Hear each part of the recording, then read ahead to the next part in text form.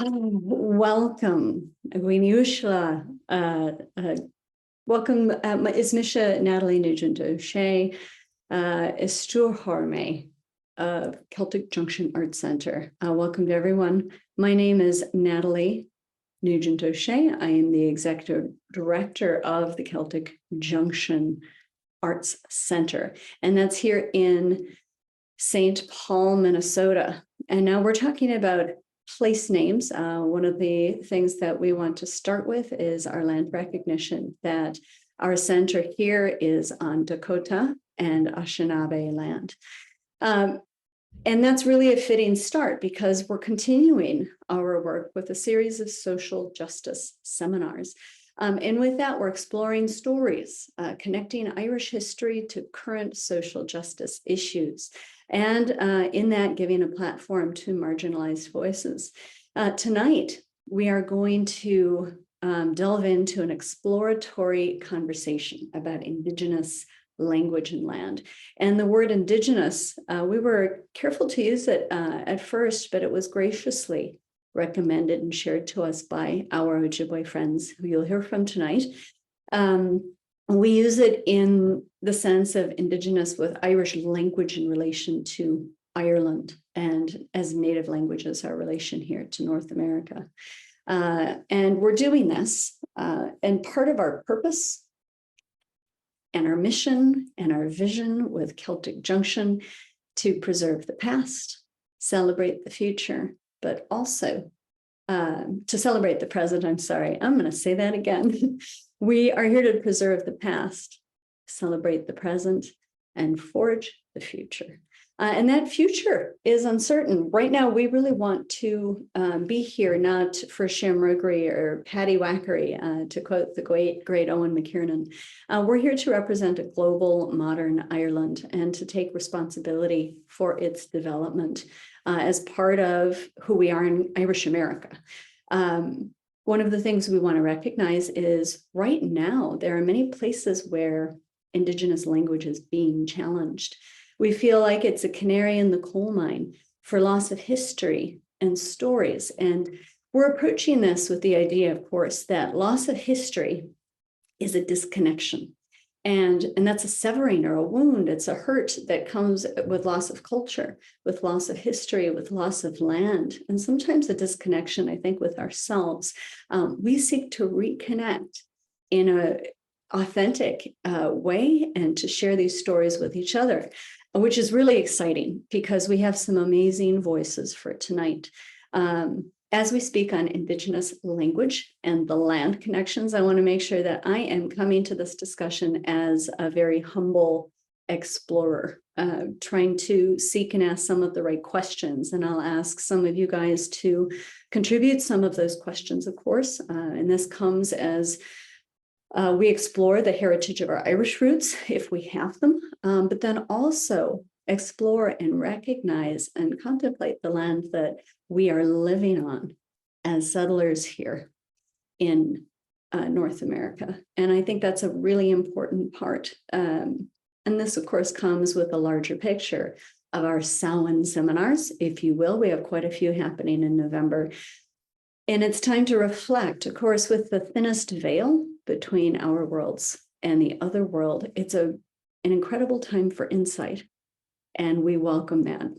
Now, with that energy, I'd like to discuss and introduce our distinguished panelists. Now, each one of them, our language specialists, they are speakers of Irish and or Anishinaabemowin.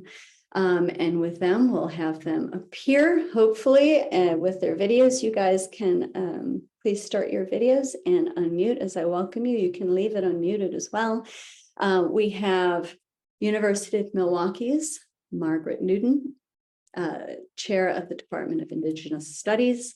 We have Le Couture's Michael Sullivan, Ziki being Eagle, and Réamonn Ó Ciaraín, Executive Director of Gael Linn and founder of our sister cultural center, Aonach Mhaca in Armagh, Ireland. So thank you guys all so much for being here. How's everybody doing tonight? Táimid go bra, Minno. Aonach, thank you so much, Margaret. Well, do you know what? I actually want, because this is an exploratory discussion, let's just launch right into it, and we may have a surprise guest come in and visit with us. We'll see when he's able to join. If you guys want to just talk about what do you hope to come away from with this discussion and this really lovely bunch of people that we have to talk to as we look at the connections of language and land and what's lost when the history is lost. Margaret, why don't we go ahead and start with you? It's such a big question. I think that I see many people being willing to look at complexities in ways they have not been willing to do in the past. So whether it's the complicated history that we all carry forward from as we revitalize languages, how do we honor the spaces those languages have been in?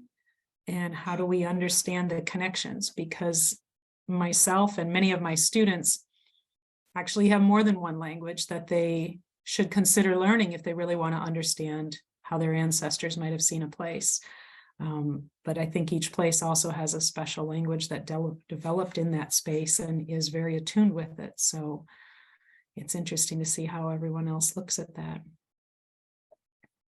I love both languages a lot. You committed your life to them. I think we can safely say Is Milam Gaeilge, is Milam Ojibwe.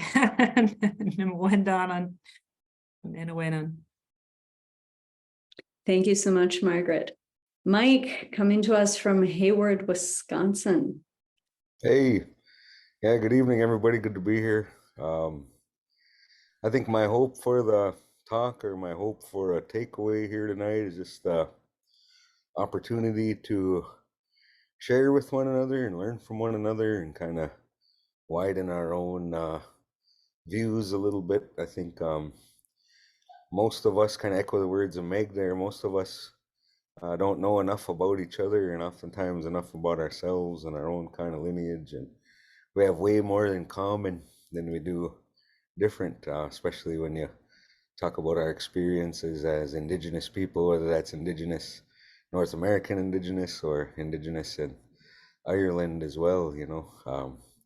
So I think we have a lot more in common than we do difference, and just a sort of celebration and that connection from language to place, you know, is huge. And I got some comments, thoughts, and stories I could share talking about language and place, but I guess my main takeaway is just a better understanding of one another and the opportunity to share. You know, Ojibwe sort of worldview and culture and language, we don't even really have a one way to talk about teaching, right? Like it's always a reciprocal sort of thing. And I tell my students I generally learn way more from them than I do than they'll learn from me. So it's definitely a two-way street and in that kind of frame of mind. So miigwech for having me. That's one of my favorite parts about teaching is what you get back. I think that's one of the gifts that just keeps on giving. Réamonn, as you're coming to us from the greatest distance and also with the 6 hours ahead, I have to say a special thank you for being willing to stay up late to enjoy this with us. What are you hoping to take away from this conversation? I'm looking forward to the conversation, and sometimes on a call like this, I find that I'm being asked to telescope all my ideas into one or two sentences, and there's a huge rush to get to the end, and for one person to outdo the other person. But with the people on this call, I have a feeling that it's going to be like a more Indigenous way of sharing stories, almost like around the fire, where we're actually looking at each other, even though it's through this very modern form of sitting around a fire.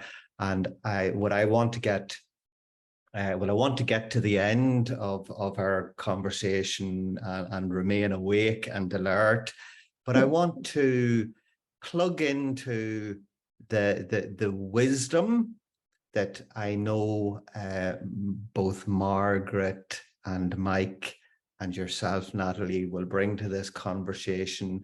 And I want to bring the Irish perspective.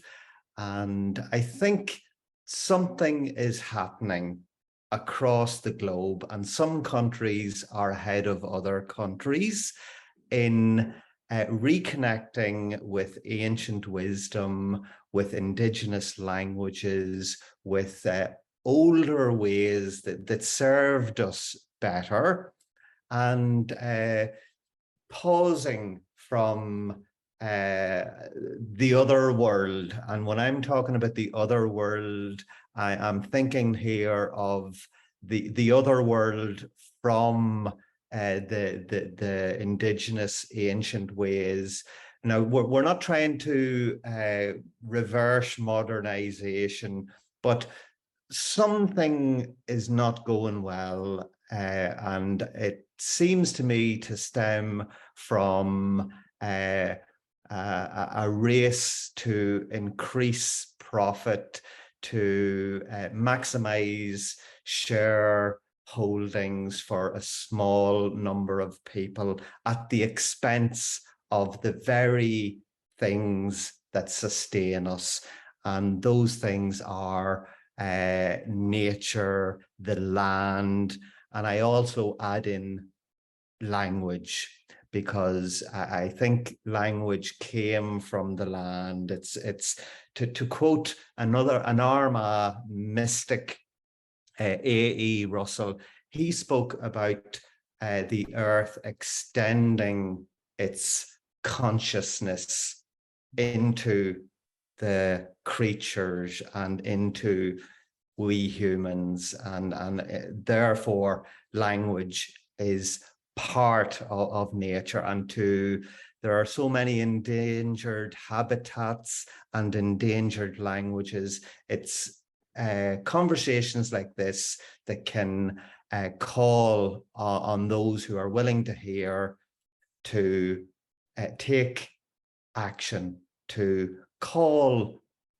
a halt to, the headlong race to what could end up being destruction. But we want to avoid the council of despair also. Well, I think Réamonn actually just has plucked the string, if you will, that I know resonates with all of us at different levels, of course. And he's asking the really big question. I thought we'd be warming up to get to that, but we're just going to hit it right out of the park, and we're going to get to it right away.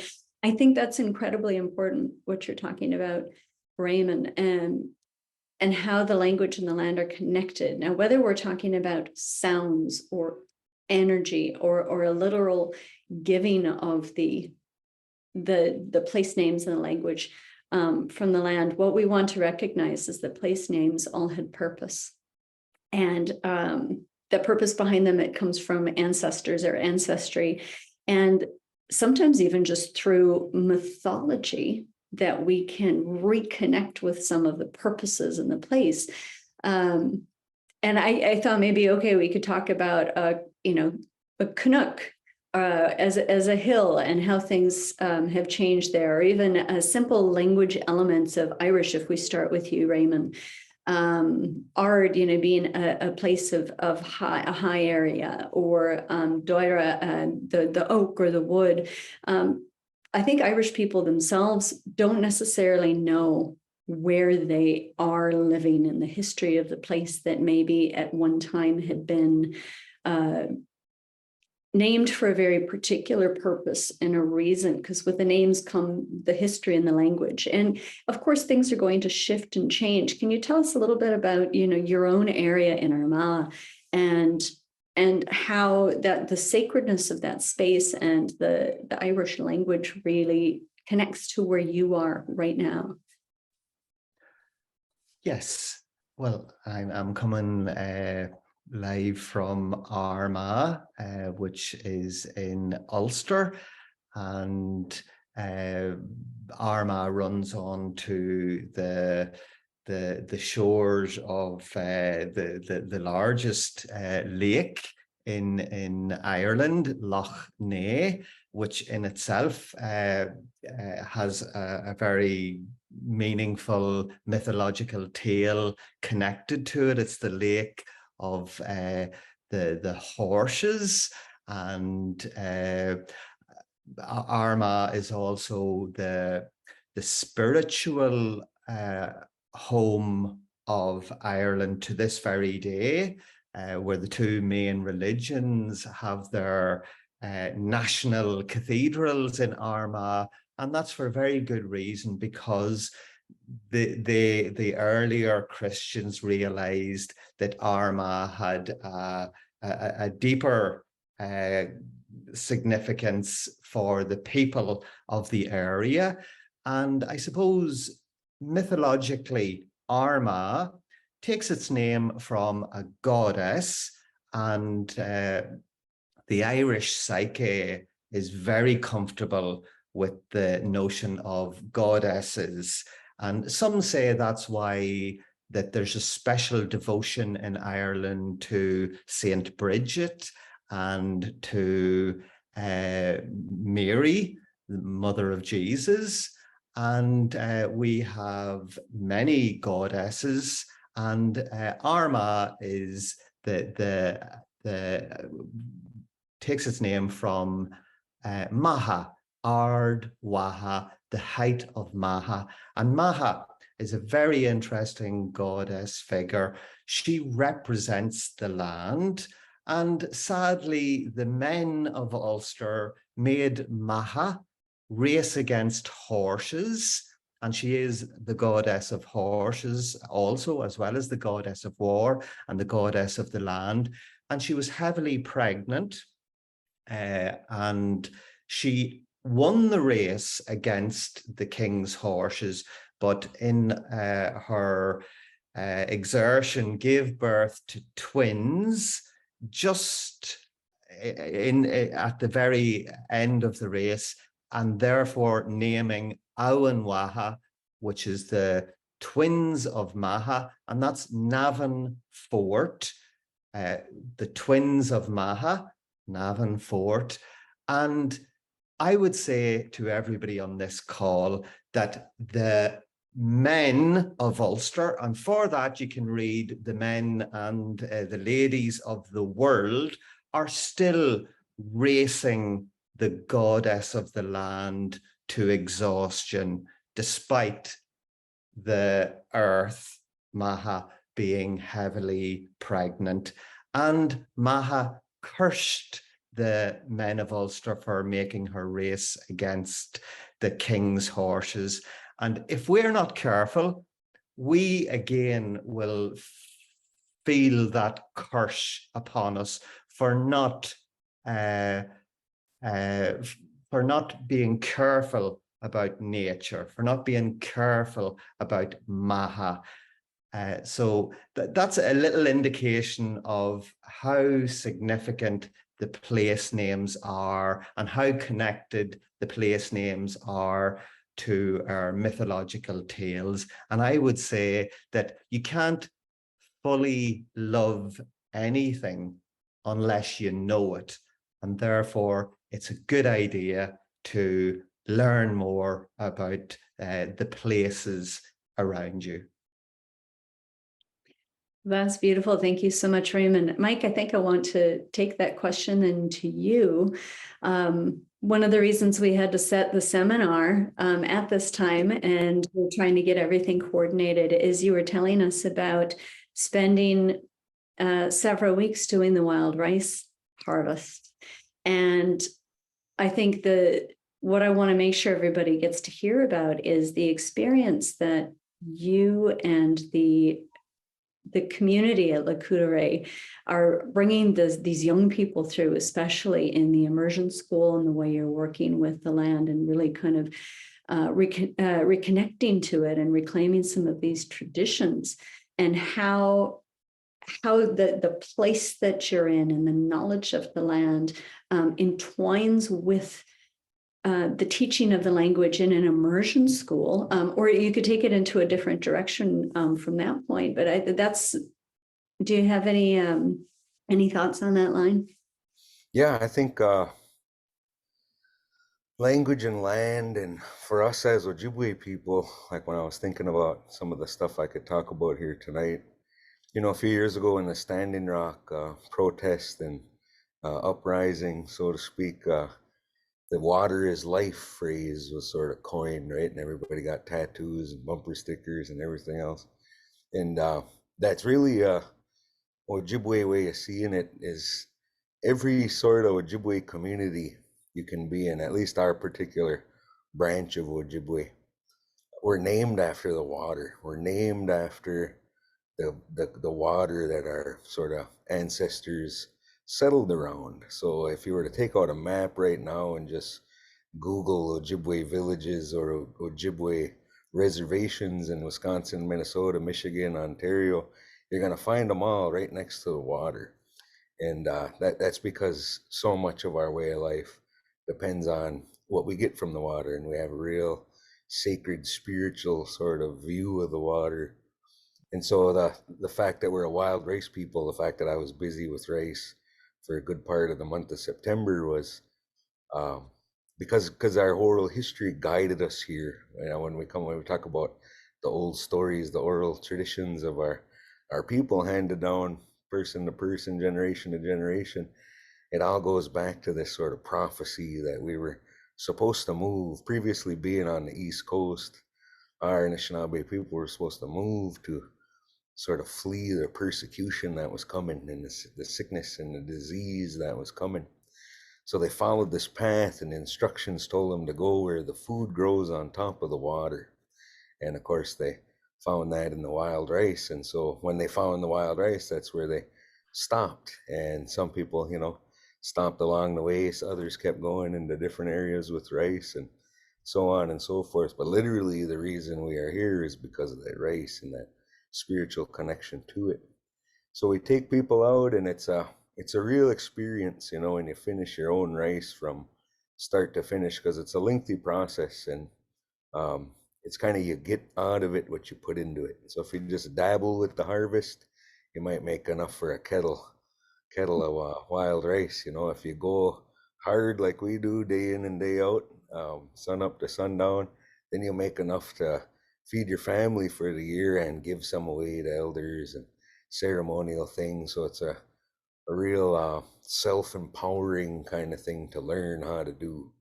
And we take great pride in that around here. We take our young people out every year and teach them how to harvest in a traditional manner in the language of our ancestors that did it for centuries. So my particular reservation is Gaeilge, and that name tells us a lot. Gaeilge literally means Ottawa Lake or Odawa Lake, and Odawas are our sister band, our sister tribe. And because we found one of them here at the shore of the lake prior to us settling here, we named the lake after them. So we have that evidence of them being here before us. And we have evidence of the Dakota, our historical enemy, being on the shores of this lake before us prior to our migration to our present locale. And you go back even further, and the people we know as the Meskwaki, maybe otherwise known as Sac and Fox, they were here in this territory, in this area. And so hundreds of years of sort of tribal skirmishes and warfare, we were the ones who kind of settled this place once and for all. So it's on the Ojibwe community now, but you know, we got a couple thousand years of records here of people living along the shores of this lake, and it wasn't always Ojibwe land. So but that's also telling about our history. We're sort of a migrant people. We haven't been in one place too long. So, and that's only about 500 years ago being here, right where we're at now, if that even. I'd say closer to 400 years, Ojibwe people being right here. So relatively recent in the course of human history. So. Wow, that's thank you. That's such a stunning, recognition of your movement as a people and your remembrance of the land and the recognition of the other people on it. Of course, nothing stays stagnant. We're moving, I suppose, like the water. And with the water and the energy, I think so much of the work that's happening here is based on that. And because it's a very much of a life-giving thing. Now that makes me think of the mother goddesses. It makes me think of the bearers of life and of water, which brings a lot of women and women's history.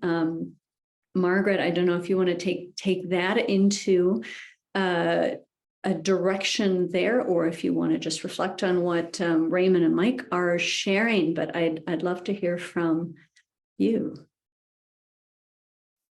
Yeah, it's a lot. The stories are wonderful. I love to hear these. And as both of you were talking, it made me think about, we spent the summer. So I grew up in Minnesota and have ancestors that led me to study both Ojibwe, and I'm trying to catch up and work a bit more on my Irish. So we spent summer in Glencomkiel, where I had to learn to say where I was from, right? And so the story of just even doing that, if I say is os Minnesota me, it works. It says that I'm from that state. I could say Ndonjiba, Minnesota, which for us, I mean, we would immediately recognize you're saying where you're from in Ojibwe, but you're mentioning a Dakota place because Minnesota has this history of two peoples sharing that space in recent times, like Mike is mentioning there.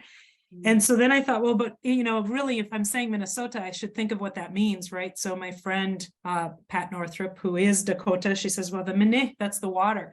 And the Sota is the clear blue sky. And you need to know those pieces. Don't just say Minnesota without knowing what it means, right?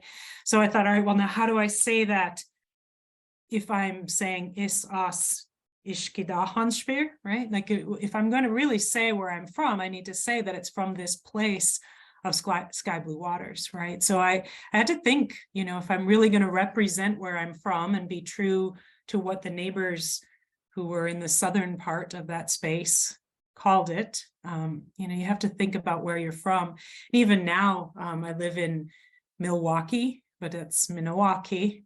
Same thing, in that same story, we had to start thinking about, well, how do I say that? San Talumai, would I say that? And I had to start thinking about words for land and the way that we say different things. And so you go on these journeys in language where you're getting to know a place, you're getting to know what is there. And, we had so much fun with the Irish language. I was there with Michael Zimmerman, who is a Potawatomi and Ojibwe language speaker and teacher. And so we would have these long conversations where we would try to avoid English and see how far we could get with that. And we found ourselves really centering on all the ways that the words around us told us about the place. And we're always so proud to say things like, well, Odamen is our word for strawberry, and it's got a whole story that goes with it. It's a heartberry. And, and you can tell that whole story. But then, of course, we're with other Irish speakers and they say, well, Sutalan, and they tell us what that means there, that it's connected. It's a little, this juice of the earth, that it's connected in another way, right? So as we get to know places, we get to know the history there. And I think, as Mike was talking, the people come across these spaces and listen to those spaces and tell the stories of those places over wide arcs of time. And if we're lucky, we can encounter cultures that have done that for millennia, not just a couple of decades or a couple of 100 years. And those are the ones to really listen to. So I think there's so much we can learn when we really think about what these stories are and how they can unfold around us and, I guess, reconnect us to these places. Oh, absolutely. I love that you talked about the proper name for Minnesota. And it seems like, most of what's being accepted here is Dakota language that's being recognized in Minnesota. I was trying to look at the translation for actually the words of St. Paul, and it was something that was really quite difficult to translate. And my best memory of it, rather than saying Isas St. Paul may, which we would try and do, from the point of honoring the Irish language, but then St. Paul is the colonized name, and it's got all of that connotation, and that there's no direct translation, so that it is, I think loosely, if somebody could help me, you'd be very welcome to do so.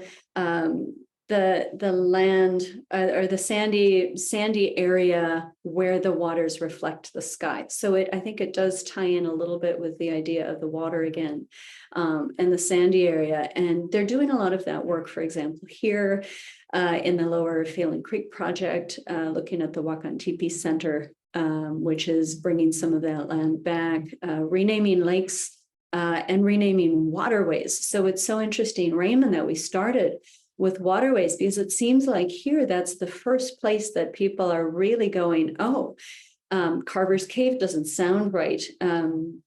Perhaps maybe we'll get to the point where, the Mississippi has some additional name or language brought into it. Right now, Minneowasin, the Coldwater Spring is one of them, but in Makaska was our Calhoun Lake.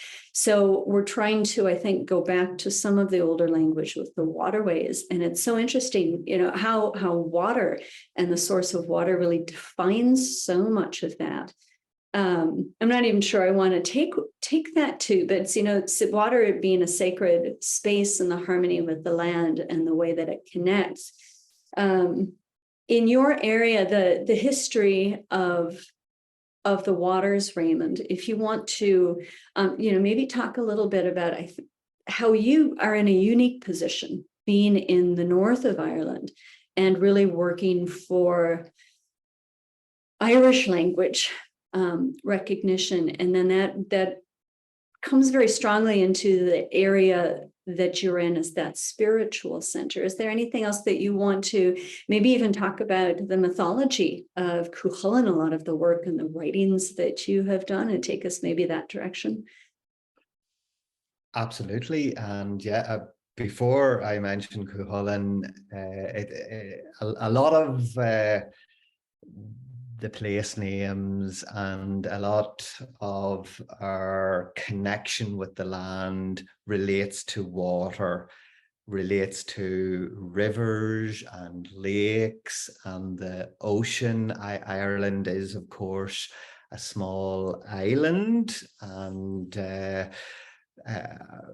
our forebears, our antecedents, knew the importance of water. My fear is that we take water for granted, and we think it comes from a tap rather than connecting all the lakes and rivers and streams under our feet, and that it's part of what sustains us.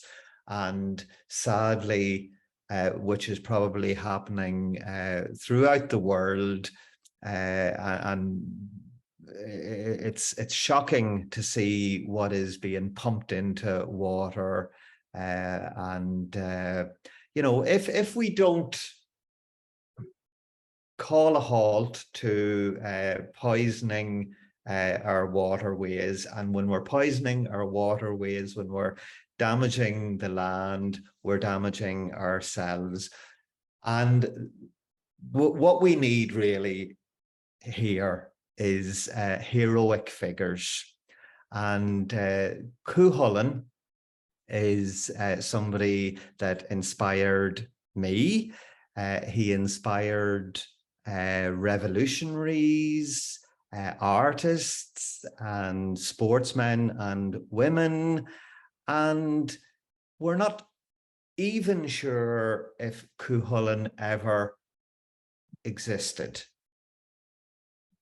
But it doesn't matter, because he's more important than historical fact. Cuchulainn is the spirit that the people of Ireland wake up when we need assistance, like in 1916, when a small group of mainly poets took on the full empire, one of the greatest world empires, and the empire that caused so much trouble linguistically on the island of Ireland and territorially, and we're still experiencing the trauma of that. And Cuchulainn also, I feel, inspired the people during the civil rights movement in the late 60s. And I feel that that the story of Cuchulainn came out in book form just before those great events, and people could plug into this great spiritual leader, Cuchulainn. Even William Butler Yeats in his poem Statues asked the very pertinent question when Pearse summoned Cuchulainn to his side, what stalked through the post office? And I would add to that question that William Butler Yeats asked, where did that energy, that spirit go after it left the post office?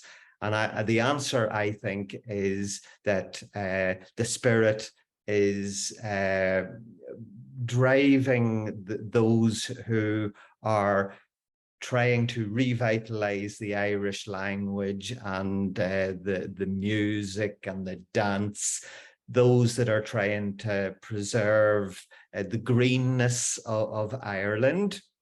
And so basically, Cuchulainn,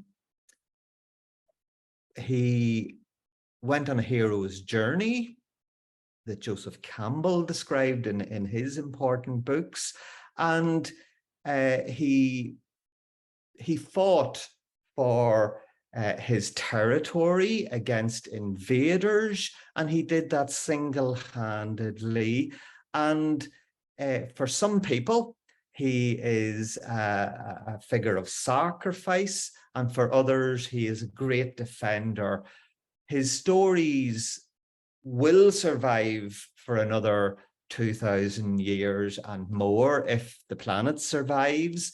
And he was the men adored Cuchulainn, the women absolutely loved him, and he is an inspirational figure. And you can go to this very day and visit the 7-meter high standing stone where Cuchulainn stood, made his last stand facing the invaders, the other 4 provinces of Ireland, because at that time there were 5 provinces. And he is said to have tied himself to this standing stone using his innards as a way to keep himself upright so that he would die standing up. And the invaders only came to check that the great hero was dead when the crow, the scald crow, landed on his shoulder, and that gives them the indication that the great Ulster hero was in fact dead, and they rushed over to take his head as a war trophy. And the sword fell out of his hand and cut off the greedy, grabbing hands that were trying to take his head as a war trophy. So you can see in that brief overview the resonances for what is actually happening in this very day. Our ancient mythological tales are as rich and as meaningful as the classics, but we don't believe that in Ireland because we are still suffering the trauma of colonial devastation. And we need to do something about that. And we need to forgive ourselves for letting go of all the riches of culture that we're abandoning. But we also need to forgive those who visited the destruction upon our nation and our people and our language, if we're going to ultimately move on. That's powerful. Thank you, Réamonn. I think this is actually getting us very quickly to a much deeper and larger and possibly difficult conversation. Is that Margaret and Mike, perhaps you can help speak to this from two different sides. You both have some Irish background in you, as well as your Native history and background. And you know what I think what Réamonn is saying and begs the question is, how can we find ways to heal that cultural trauma where we're forgiving ourselves for maybe being colonized or abandoning some level of culture, but then where I represent the settler colonization. Here I am living in a place I can only know to call St. Paul, and couldn't honor all of these elements that are so beautiful in a place that I really genuinely love. I love where I live. I love the land and the waterways. I love the wild rice. And I think that there needs to be new language about how we reconnect that as settlers in the once colonized, who are now, I suppose, for better words, colonizers, and ways forward with that, and how language maybe would intersect or heal. And language being when you sound it out. Maybe Mike could speak to this. You sound it with your songs, you sound it with your words, you sound it when you reclaim and teach and share your language. Is there some way forward with that? Do you guys have any addition to that kind of challenge that Réamonn is throwing out of the forgiveness? Yeah, I think when it comes to our story and our history, it's really a shared history. So a lot of the issues we have as a people and with reclamation of our language and culture and way of life is exactly what Réamonn was talking about. Like so many people and our elders words in our Ojibwe language are sort of, it'll be phrased as they've abandoned what we've been given by the Creator who loves us so much, and they've taken on this way of life of our colonizers. And there's this story Obazan will tell. He's one of the elders I quote a lot. He talks about one day the weasels took over the squirrels, and the squirrels were no longer allowed to use their little squirrel chatter, and they could no longer do their little squirrel dances, and they couldn't eat the food that they had loved to eat, their squirrel food. And now they had to sing and dance like the weasels.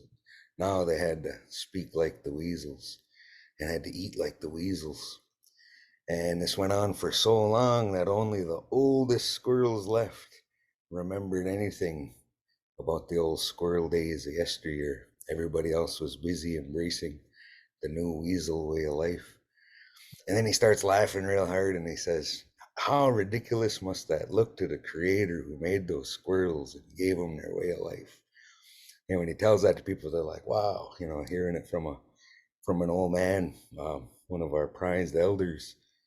And I think as language is part of the healing process. It's part of the journey to get better. So when it comes to everything that's plaguing our particular people here in North America, is we lead the pack with health statistics that we don't want to lead, right? We're number one as far as diabetes and heart disease go, nicotine addiction, alcohol and drug abuse, high school dropout rates, like all these things.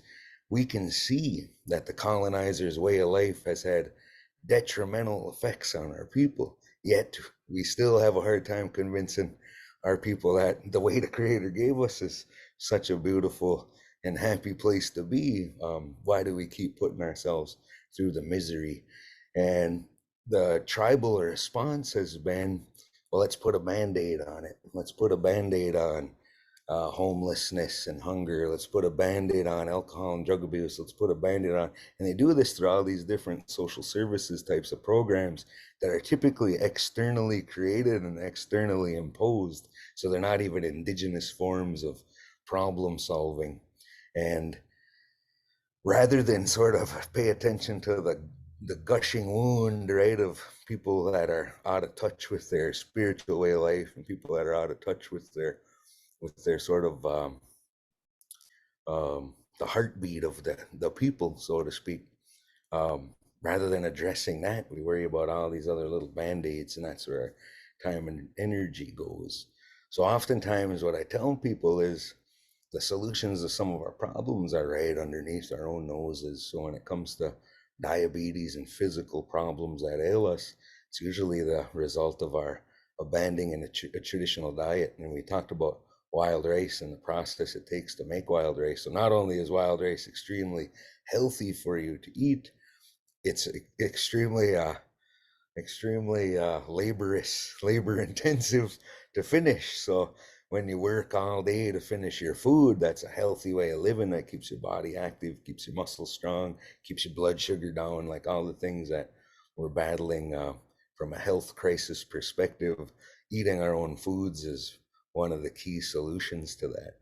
And it's hard to preach and teach motivation. Like you want your people to be motivated, to be excited about this like we are. You want the people to come find that good path, that good life that we found.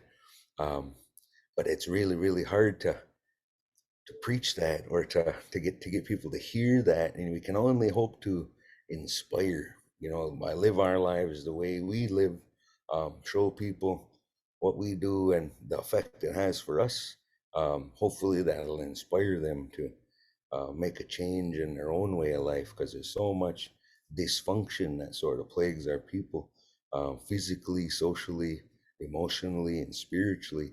And we've had hundreds of years of spiritual damage from the churches sort of getting us to abandon our way and the way that was given to us, specifically as a people. And that's caused generations of disconnect for our people all over. So I really echo what Réamonn has to say there. And it's probably even a little more extreme over here. At least you have the luxury of all being on the same sort of small island. We're spread out all over and through the cities and intermixed with this and that. So yeah, as a language teacher now, somebody who teaches Ojibwe to adults, that's one of the hardest parts about it, is dealing with the baggage and dealing with all the criticism and everything else that comes from every single direction. The biggest opponents in our language revitalization effort, the biggest opponents are our own people. And that's a sad, sad place to be. When a generation ago, it was the man, right? It was the colonizer, the Chimokaman, that was constantly standing against us. Well, now most of the Chimokaman are really supportive of the work we do. It's our own people who are the naysayers and are the ones shooting the arrows at our canoe. So, but yeah, that's the reality we're in. Margaret, with the work that you're doing in, an academic setting, a university setting, looking at Indigenous language, do you have anything that you want to respond to?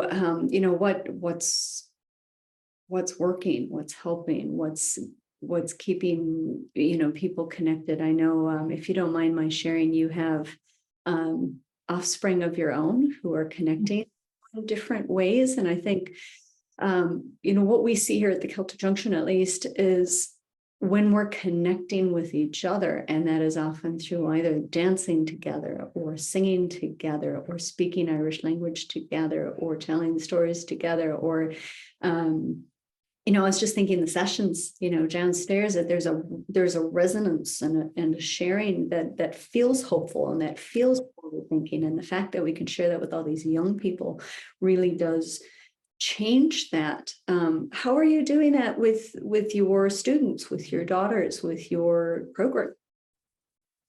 Yeah, it's definitely Mike and I have that in common. I think one of the things I heard so many teachers say to me, the people who I worked with, now it's a long time ago, but in the late 70s, early 80s, they said, teach your own children. Most of the teachers that I had, and we just, we just lost Roger Roulette. We've lost so many teachers recently that I remember them saying, live it, make sure you actually can use your language. Don't just memorize an introduction, but know how to say things that mean things to you, that can heal you, and teach your children, right? So I just, in an example of our true, Roger Roulette used to teach us about Nametwa. You would move around the Great Lakes. And he said, we were not nomads. We had reasons for each place that we went, and we would be in that place as long as we needed to be until we went to the next place.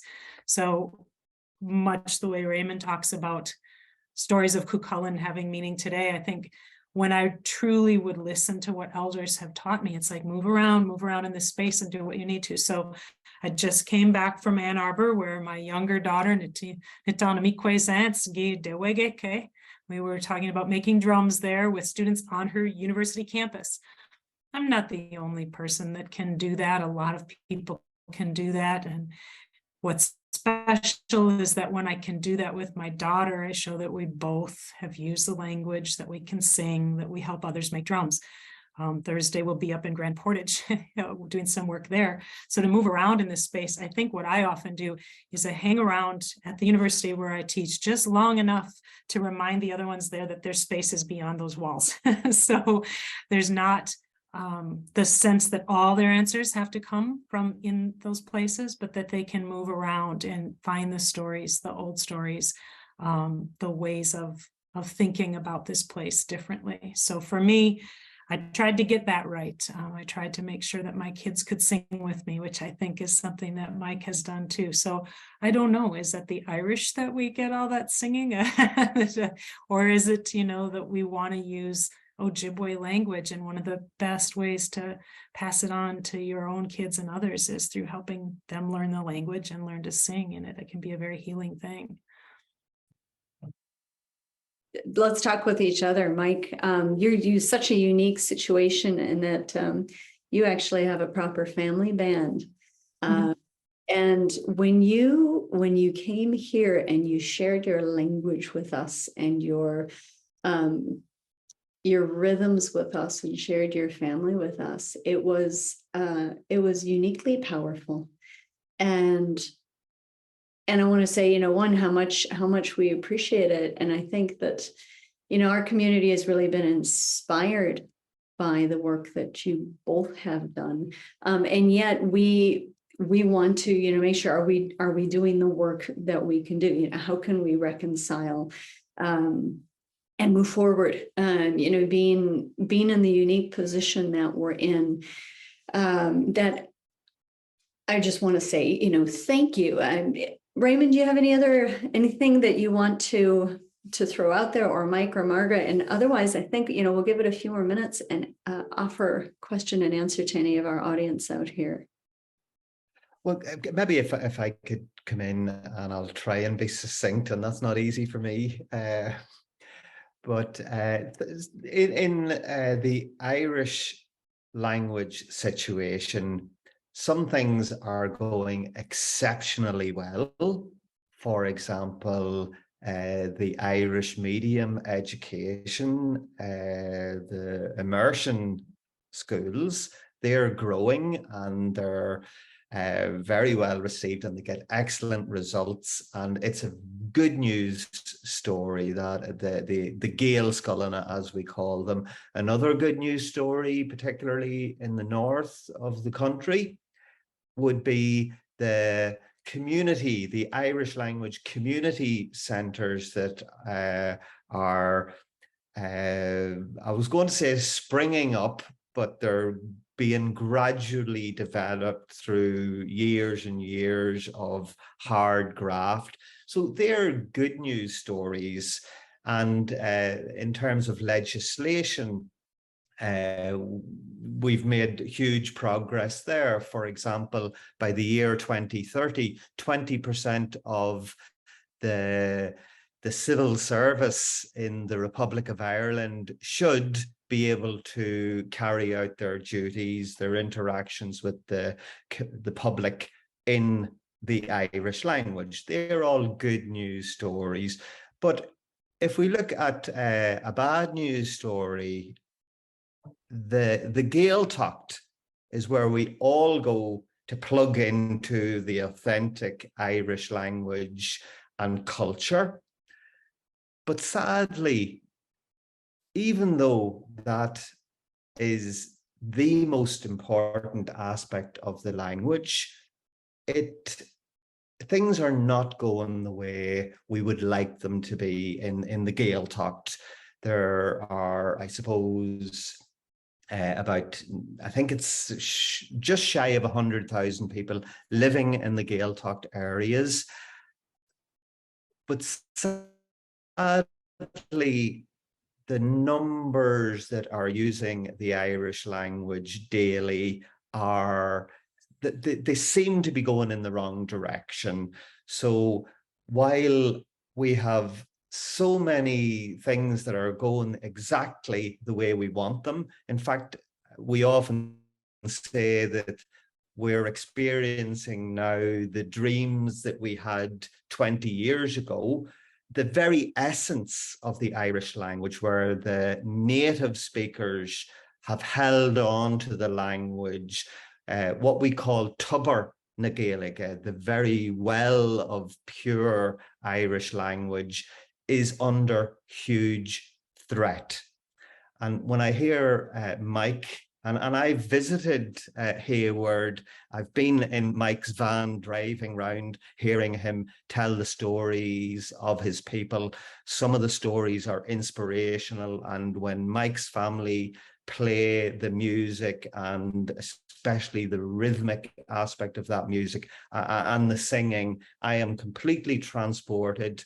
I also witnessed from Mike's own mouth the other parts of his story and the story of his people where things are not going well. So we here on Ireland, on the island of Ireland, we look to the Welsh situation. We want to be where Wales is linguistically at the moment, where they would have, they hope to have 2 million fluent Welsh speakers, and we don't have that at the moment. Things were looking very bleak for the Irish language for centuries, and we're beginning to turn the corner, and there are grounds for optimism. But that very essence of the Irish language gives us all a grave cause for concern, and we don't know how we can turn that around. That is proving to be more difficult. Well, with that, Mike and Margaret, do you guys have anything to add before we open it up for question and answer? I'll just say that one thing. I expressed similar sort of frustrations with one of my elders. Réamonn was talking about, yeah, things going good, it's looking good in one area, but what about everybody else? And he told me, he said, the work you guys are doing, and he was referring to our immersion effort. He said, the work you guys are doing is the life support apparatus. That's what's keeping our language breathing. And he said, as long as you guys keep that going, it's always going to have this growing sort of vibrant domain about it, right? And he said, you can't worry about everybody else, and you can't take responsibility for everybody else. All you need to do is make sure those kids pick it up. Because if those kids pick it up, you win. You can't worry about everybody and everybody else's kids, but you can transfer it to your own, and you can transfer it to the ones who are there as your students. And that took a little pressure off when I heard it that way, because I used to think about everybody. What about this school and that school, these kids? But when you put it into perspective like that, it made it a little more easy to manage. And we sort of turned a corner in one regard as well, because for years, decade after decade, we were losing speakers, and that's all we were using was the sort of quantified sort of measure of what a speaker was. And we were losing them consistently year after year after year. Well, probably about 10 years ago, we started to turn a corner where we started actually generating new speakers through our immersion efforts and through our youth. So that hasn't been done in 70, 80 years in the majority of our communities. So we sort of turned a corner in that regard. We now have young people who speak it. So you can notch little victories on your victory belt without taking a full prize yet, kind of thing. And you got to celebrate those victories, and you got to be realistic with yourself and your effort. I think for us, you know, we're kind of come to the point where we're going to be a bilingual society at best. At best, we'll have two languages, and that's okay. That's huge, especially when you think about the dominance of the English language worldwide, you know. So if we can maintain our own tribal language in the face of colonization and language shift and everything else, then that's more remarkable to celebrate than sulk about everything that we lost. So I applaud the work you guys are doing over there, Réamonn, and you know, just pat yourself on the back once in a while and be realistic. Because I had one anthropology professor who told me, in the end, we're all dead. She said, so have some fun while you're here. And we take our work serious, you know, and we got to remember to have fun and enjoy ourselves. And so, yeah, that's all I'd like to say. Margaret? It's all true. I mean, I think that for me, I also had someone at one point tell me, you know, in my sort of frustration that I wasn't going to be able to see a world where we heard only, you know, the language that I was working so hard to teach and use. And the reminder that, you know, for me, as I pass it along, if those students, and in my case, my girls, use it in certain domains, that's the most important. That they can say to me each day, you know, Gaeilge in, and I can ask, you know, Gaeilge this enough. These are some important questions. If you can say to your kids, I love you, if you can ask if they love themselves, if you can talk about certain things, that's really important. It's okay to me that I can't talk to them about TikTok, maybe in the language, or, you know, you can't control every domain of usage, but you can make sure that some of those places, some of those phrases are the ones that you keep alive. You can sing songs for the chickadees and do things that really, I think, represent the place and help us feel connected to it. Well, maybe, you know, the connecting with place, it's interesting you say what domains that we can make that language precious in, and domains being places. And maybe the place isn't necessarily a geographic one. Maybe it's something that we carry with us. I think there's a reference that I read by an Indigenous elder that said that, you know, some men carry maps on paper, but we carry maps in our minds. And perhaps, you know, thinking about the place that we carry with us is where we can keep some of our deepest work, and not get too worried about what places have native names, or how many speakers there are in one given place. And I love that note of hope that we can kind of balance on, I think, at the moment. And with that, I'll offer any questions or answers that our audience wants to come in with. You know, please put them in. I think these we've got some really unique people poised right here to talk about. We've got from Michael Halloran, I've been very inspired by Wisdom Sits in Places, Landscape and Language Among the Western Apache by Keith Basso, and the works of the late Tim Robinson in Connemara and his attempts to map native place names.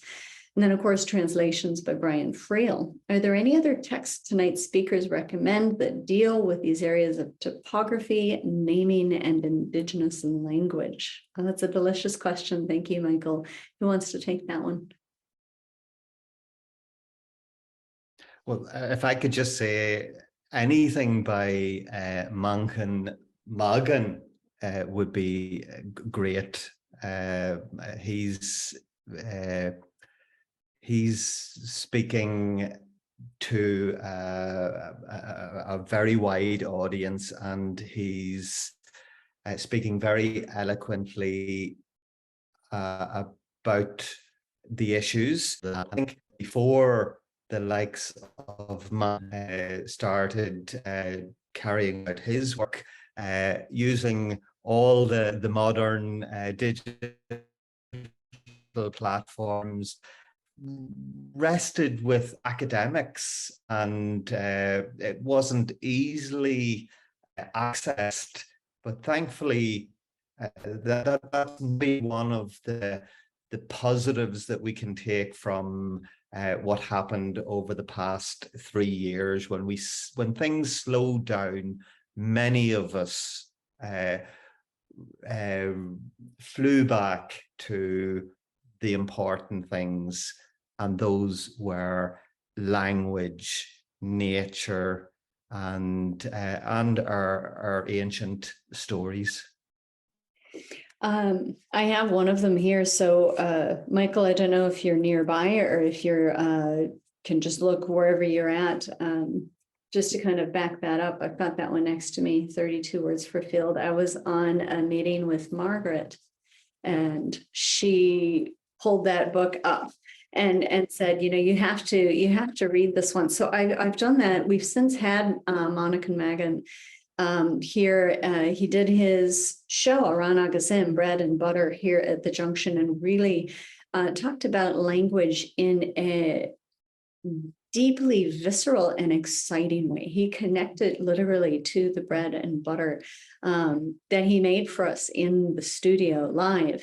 And it was really stunning. He's got a new one right now that is called Listening to the Land Speak, if I've got that quite right. Now, it's not available in the United States yet, but he's promised us he would come and speak with us about that. And he's really starting, I think, to draw some exciting correlations to places that maybe have been forgotten, except by very, very local people. It's like you have to find the right, man in the right little cottage, or somebody who can really tell about the mythology even of the birth of Setanta, which is the original name, of course, before Cuchulainn becomes himself.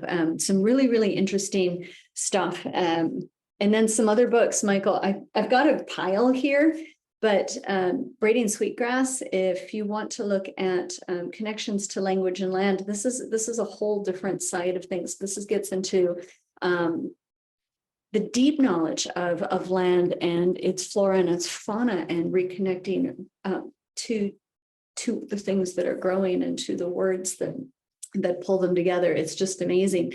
And I've got another pile here, but we have another question. How do you think U.S. people of Irish descent can contribute to keeping the Irish language, breathing, to use Mike's words, especially if we do not have the resources to travel to Ireland? How does it help what is happening in Ireland? Any suggestions?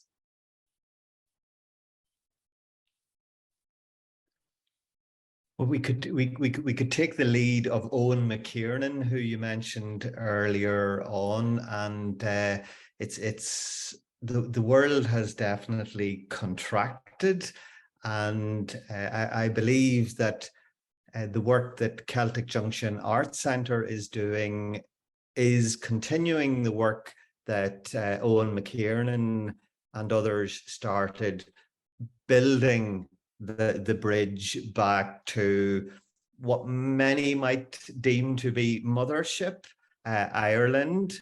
And you don't necessarily have to be of Irish extraction to fall in love with the Irish language.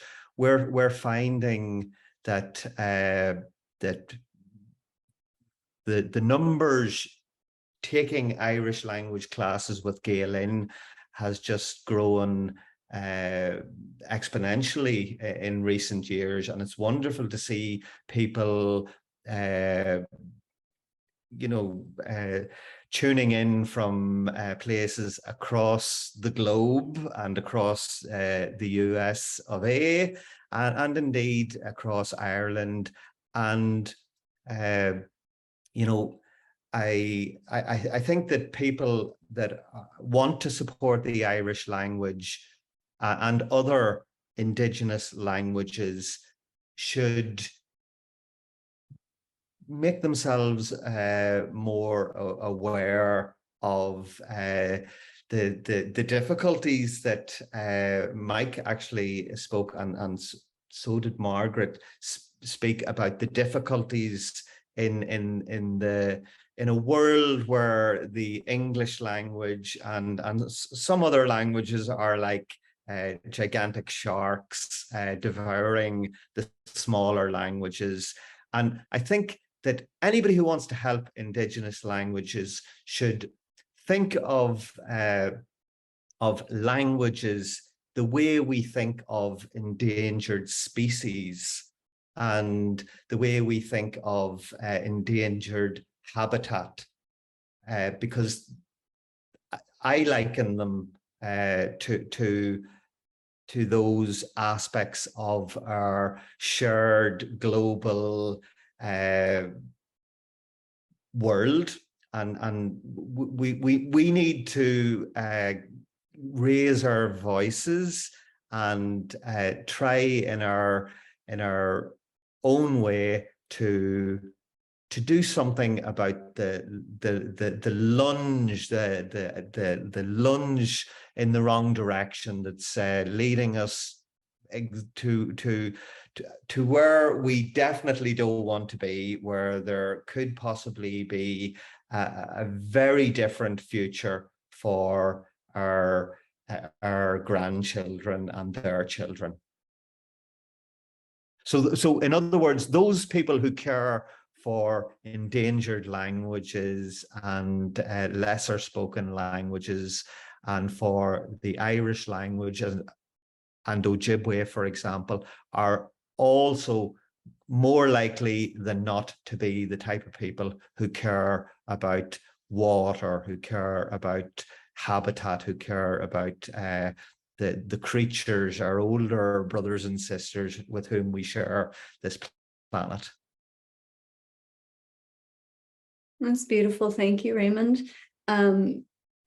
One thought that I have to this question, if you don't have the resources, how do you keep the Irish language breathing? One of the things that Aonach Mhaca, who's the author of 32 Words for Field and the Let the Land Speak, or Listen to the Land Speak, sorry. He did another book that was called A Sea Tamagotchi, and he went to the West Coast and he really spoke with the very ancient, fishermen and sea people, and tried to collect a lot of the words from them, the direct words, where it connects with the act of fishing, with the being on the beach, with the sound that the water makes on the shore. And what he has challenged people to do with that, it's a great concept. Tamagotchi having no relation to Irish, of course, it's being that the idea of that little egg that you have to keep feeding it. It was a toy, I believe, in the, was it 90s or the noughties, a little Tamagotchi where you had to just keep it alive by just keep engaging with it. So my words are going, and if you just take one word, or you take a phrase, or you take something special, like Margaret had said, how can you engage with something really that interests you? And maybe it could be about the sea, or about a fishing thing, or about something about the squirrels or the weasels. Oh, Mike, I love that story. But he asks, take a word and keep it precious and share it and use it. And if you use it and you speak it and you share it, you can keep that one word alive. And if everybody took one word and kept one word or one idea or one song alive, that, then we're doing it, we're doing the work. So there's an idea there, just to answer that one. If there's anything else, coming in. Otherwise, I do have a question here that was written in earlier, and it's to all of you. How can we truly honor our unique positions as colonized people engaged in settler colonialism while also honoring Indigenous sovereignty? So there's a lot to unpack there. I think we touched on it a couple times with different things, but let's wrap up with that question. I think if anybody wants to start that one. That's one of the things mentioned earlier.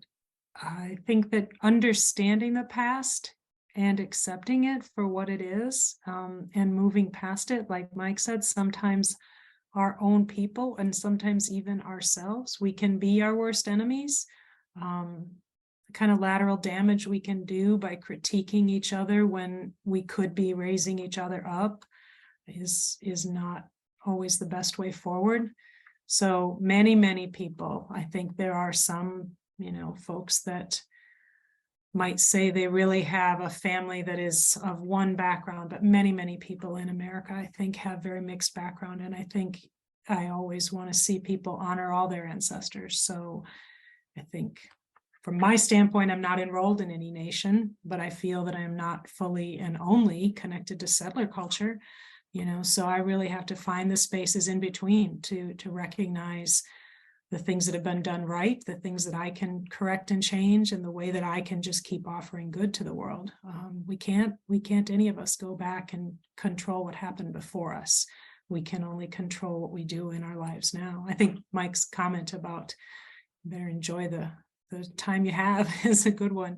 Or, like Réamonn said, look at those old lessons of Cuchulainn, and we have a parallel, similar character over here who teaches us stories as well, teaches us how to be humble or be brave, move forward. So some of it is sorting through all that.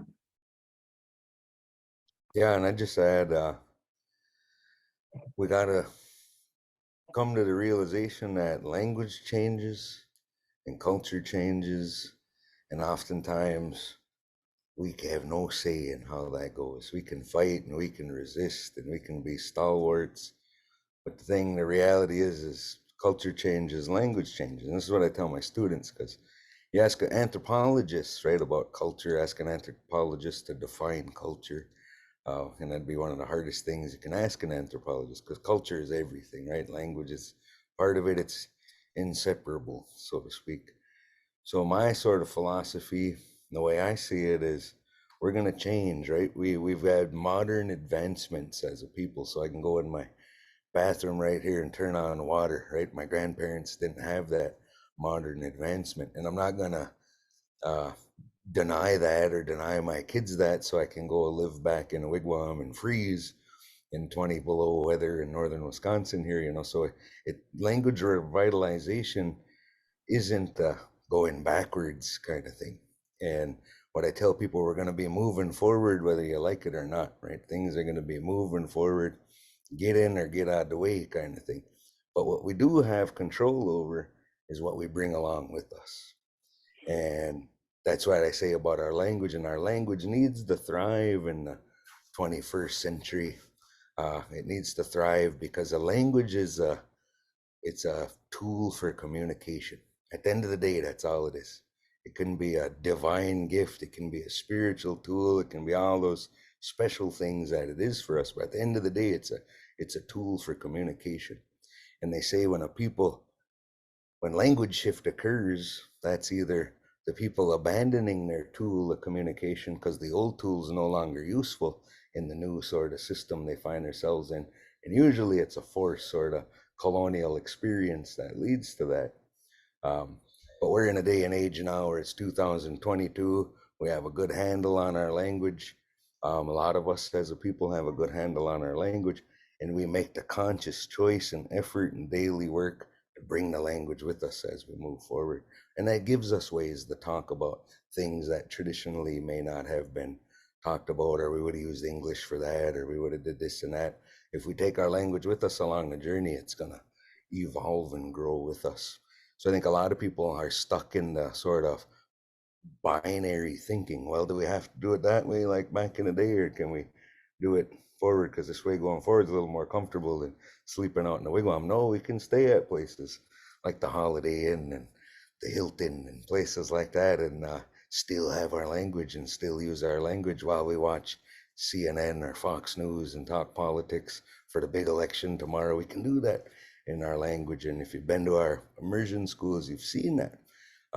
So I'm really, really hopeful, and I'm really, really excited about that. And I think we have so many wounds we could lick, and we have so many tears we can wipe.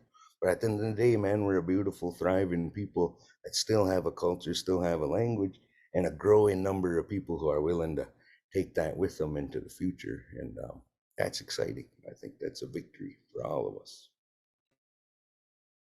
Well, that's beautiful. Thank you, Mike. I have one last, don't think it's so much a question as it is a comment from Katie. She says, I take a lot of classes in the Irish language, and very practically, I hope that I'm supporting the language of my ancestors, and even sometimes the Gaeltacht, by supporting Irish language teachers, even if I never set foot on the island. On a more philosophical note, this is making me think of my relation to the land and language native to my native California. Not very deeply yet, but I'm grateful that the idea is opening for me. Thank you all. So with that, I think we're coming to a close, unless there's any other questions that want to pop in. We stepped into this to really, I suppose, seek what was lost when language ceases to help us connect to a place, but that we can carry that place within us, and that the things that we can do, which we will continue to work on together in support of our Indigenous communities and with the Irish language and culture itself, is to continue to find the beauty in it and find where it speaks to us and find where it really resonates. And then share it and use it to connect. It's really in the communities that so many of these things stay alive, and particularly sharing that with that of the youth. And then that helps us change the outcome. So it's engagement. We'll embody these concepts, I think, as we go out into the world and carry them with us in our internal maps. And with that, I'll ask our panelists to stay on for just a moment. We'll do a little housekeeping at the end, and honor all of you who joined us tonight. Thank you so much for being here with us. Thank you for allowing us to explore this conversation. We hope you can carry that energy of exploration with you. And with that, we'll bid you adieu and say good night. Thank you, everybody.